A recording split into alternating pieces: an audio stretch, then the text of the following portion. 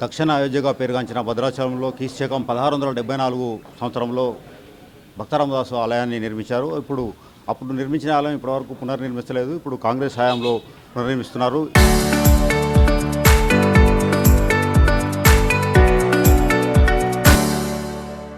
ఈ పునర్నిర్మాణంలో భాగస్వాములైన పొంగులేటి శ్రీనివాసరెడ్డి గారు మనతో ఉన్నారు. వారితో మాట్లాడే ప్రయత్నం చేద్దాం. సార్, అప్పుడు భక్తరామదాసు, ఇప్పుడు మీరు భాగస్వాములు అయ్యారు. మీ ఫీలింగ్ ఎలా ఉంది?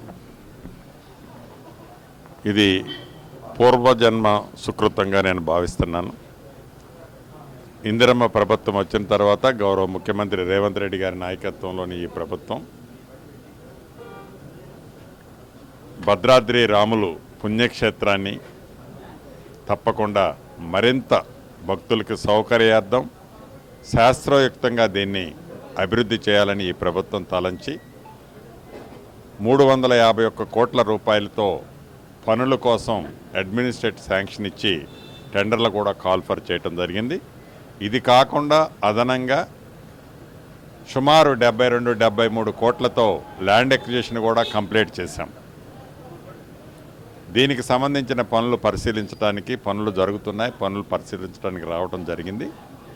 గోదావరి పుష్కరాలు నెక్స్ట్ ఇయర్ ఉన్నాయి కాబట్టి ఈ గుడికి సంబంధించిన కార్యక్రమం డెవలప్మెంట్ కార్యక్రమాన్ని ఈ గోదావరి పుష్కరాల లోపే పూర్తి చేసే విధంగా ప్రణాళికలు మా ఇంజనీర్లు ఇప్పటికీ వాటి మీద అన్ని ప్రణాళికలు తయారు చేసుకోవటం జరిగింది. నాకు పూర్తి నమ్మకము విశ్వాసము ఉంది.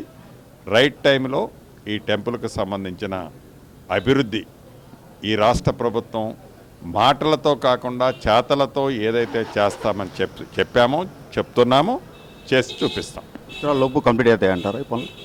100% విత్ ఇన్ ది రైట్ టైంలో కంప్లీట్ చేయడానికి ప్రణాళికలన్నీ తయారు చేసుకున్నాం. ఆ రాములోరి దయతో ముఖ్యమంత్రి గారి సూచనలతో ఇది పూర్తి చేయగలుగుతాం.